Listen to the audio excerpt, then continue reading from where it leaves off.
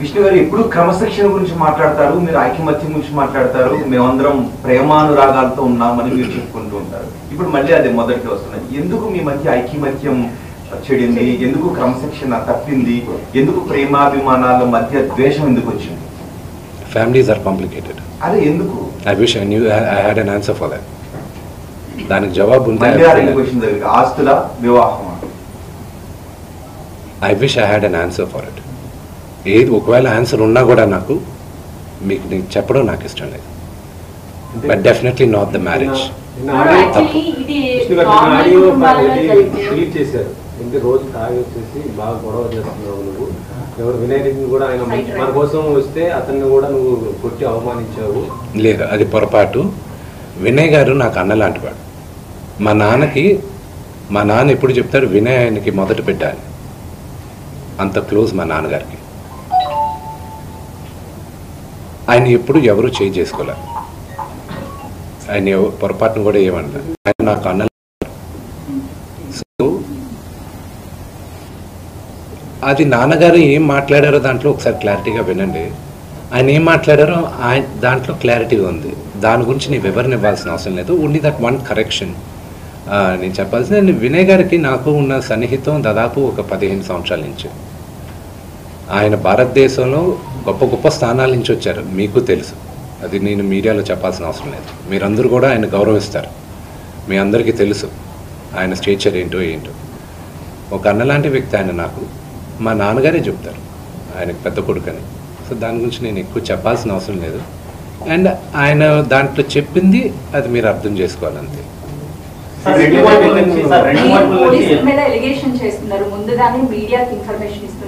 Okay, that is not an allegation అండి. That is a fact. నేను allegation ఇవ్వట్లేదు. పోలీసుల దగ్గర నేను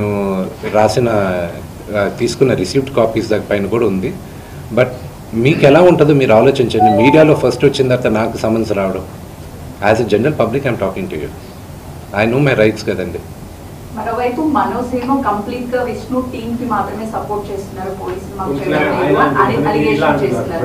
అంటే మొత్తానికి I feel the only thing is that I leave you to judge it. నిన్న రాత్రి జరిగిన సంగతి యూ సాట్. మీ ఇళ్ళకి వచ్చి ఎవరైనా ఒక 20 మంది వచ్చి మీ గేట్లు పగలు కొట్టి లోపల తండ్రిగా కూర్చొని ఉంటే తండ్రిపైకి వెళ్తారా అనే క్వశ్చన్ మీకే వదులుతున్నా. నేను చావనైనా చేస్తాను కానీ అలాంటి పని చేయండి.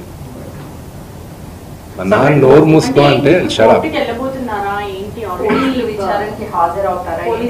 కంపల్సరీ నేను చెప్పాను కదండి. కమిషనర్ గారికి నేను రెస్పెక్ట్ ఇస్తాను. I give respect to the chair and I'll go. నాన్నగారికి ఇప్పుడు న్యూస్ బులెటిన్ ఇప్పుడే వచ్చింది కదా, medical bulletin. So once the CT scan is over and everything is over, నా పరిస్థితి ఇట్స్ యూనో కదిపితే ఏడ్చేటట్టున్నా. My mother is not feeling well at one side. అంటే మనోజ్ గారు ఆయన భార్య వచ్చిన తర్వాత మారిపోయాడు, వాళ్ళిద్దరు కలిసి ఇది అంతా చేస్తున్నారు అనేసి చెప్పారు ఆయన పార్టీ మీద. నాన్నగారు అంటే భార్య మాట విని మనోజ్ ఇలా తాగేసి అలా చేస్తూ ఉన్నాడు అని.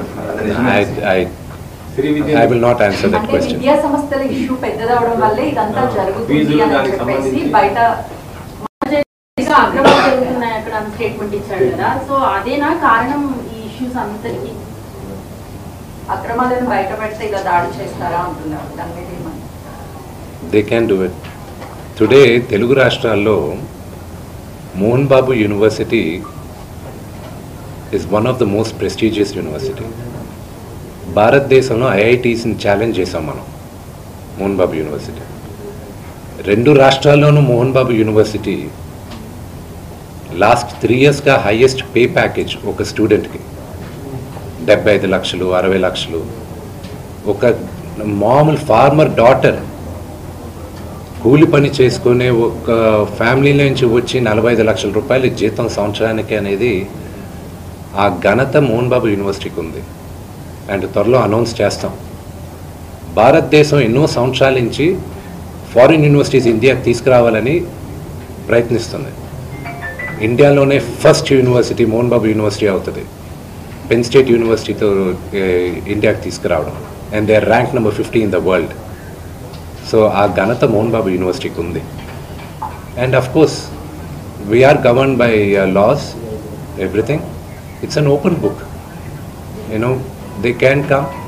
Akkada, and another one great thing is that ఒక స్టూడెంట్ ఫీమేల్ మేల్ రేషియోలో ఎప్పుడు ఫీమేల్ రేషియో 30 to 35% ఉంటుంది. ఆర్గనైజేషన్ కానీ ఎడ్యుకేషనల్ ఇన్స్టిట్యూషన్స్ కానీ ఎక్కడైనా. మోహన్ బాబు యూనివర్సిటీలో 53% ఉమెన్ ఉన్నారు, గర్ల్ చైల్డ్.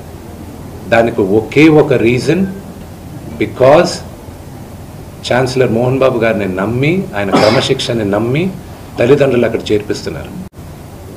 సో అది మాకు దైవాలయం, యూనో, అది మా గుడి గురించి తప్పుగా మాట్లాడితే అది దట్స్ నాట్ రైట్. సార్ రెండు వైపుల నుంచి ఎఫ్ఐఆర్ అయ్యారు సార్, రెండు వైపుల నుంచి ఎఫ్ఐఆర్ అయ్యాయి. తమ్ముడైతే నాన్నకు పోలీసులు సపోర్ట్ చేస్తున్నాను, నానైతికంగా రాజకీయ నాయకులు ఒత్తుల మీద పోలీసులు పనిచేస్తున్నారు. ఈ సమస్య పరిష్కారం సార్ లీగల్ ఒక నిమిషం. అది మీరు అన్న దాంట్లో కొంతవరకు సెకండ్ పాయింట్లో న్యాయం ఉంది.